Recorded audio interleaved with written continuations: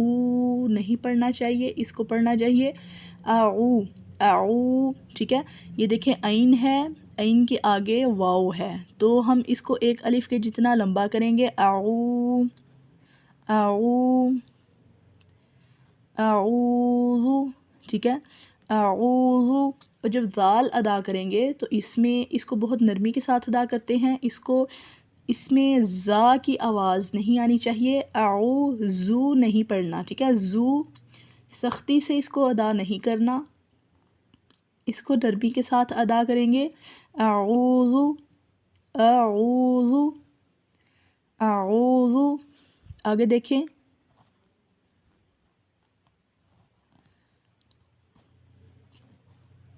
बिल्लाही। ठीक है, बिल्लाही जब लाम के ऊपर खड़ी है तो हम लाम को एक अलिफ के जितना लंबा करेंगे।